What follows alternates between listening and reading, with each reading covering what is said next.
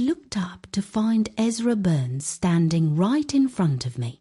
He felt like a man carved from marble, a towering figure of absolute authority. He lunged forward, landing a brutal punch square on Cooper Hamilton's jaw. He shoved him to the floor before pulling me securely into his arms. His eyes were darkened with possessive concern as he asked, "Are you okay?" I shook my head. He didn't really get the better of me. Even though the scumbag had tried to play rough, I'd managed to land a few hits of my own. He hadn't gained the upper hand at all. Cooper climbed to his feet, wiping a smear of blood from his lip with his thumb. "Ezra, don't go thinking you've found yourself some saint. I've seen every inch of Anya's body. You're just looking, but you'll never get to taste it. Must be agonizing for you. You can look all you want, but you're not touching anything." I wasn't some fragile girl who'd blush and fall apart over a few crude words. If he wanted to spar with me, he was in for a rude awakening. "You're truly shameless," Cooper hissed, his gaze searing. "I'm a lot more shameless when I'm with my boyfriend." I rolled my eyes, hooked my arm through Ezra's, and drifted out of the bistro without a second glance. Only after we cleared the entrance did the adrenaline wane, leaving my legs feeling heavy and unsteady. I leaned into Ezra, breathing in ragged gulps of air. "I'm sorry," I whispered, my voice trembling. "Don't." Ezra's voice was low, vibrating with intensity. He pulled me into a tight embrace, his hand firmly splayed against the back of my head. "Never apologize to me. You've done nothing wrong." My heart hammered against my ribs. A wave of relief washed over me just knowing he was here. As it turned out, Ezra had bought a gift and headed to my place right after work.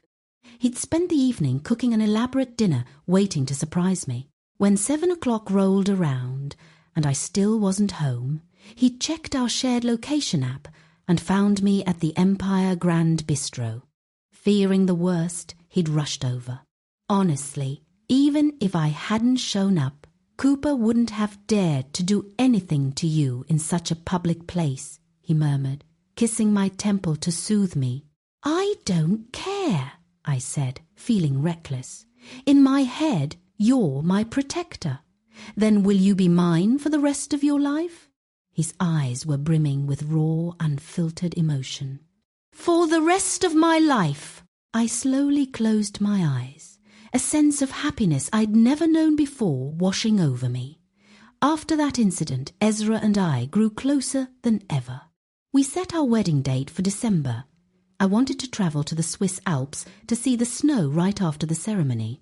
One weekend morning, I was just waking up, getting ready to head out with Ezra to visit bridal boutiques, when a knock echoed through the room. I opened the door to find Carter Hamilton standing there, her face as pale as a sheet. "Why are you here?" I felt a surge of awkwardness, but I stepped aside to let her in. Assuming she was there to settle a score, I beat her to the punch. "Listen, Carter, don't misunderstand. There's really nothing between me and Cooper anymore." "I'm begging you to consider him," she blurted out. She looked frantic, her hands twisting together in total desperation. I was stunned.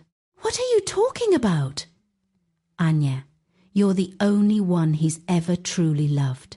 He's stopped eating, stopped working. If this keeps up, he's going to collapse. Please, I'm begging you, take him back." Tears streamed down Carter's face. Her complexion was ghastly, her eyes sunken into dark hollows. It was clear she was being torn apart by suffering. Her words caught me completely off guard. I kept my distance, crossing my arms. "Don't call me that. Cooper and I have nothing to do with each other. You clearly love him. Why are you coming to me?" "Exactly because I love him so much, I want him to be happy. A man who's this indecisive and two-faced doesn't deserve happiness," I scoffed. "But I love him. I hid from him for years, even moved abroad, but he stayed so devoted to me.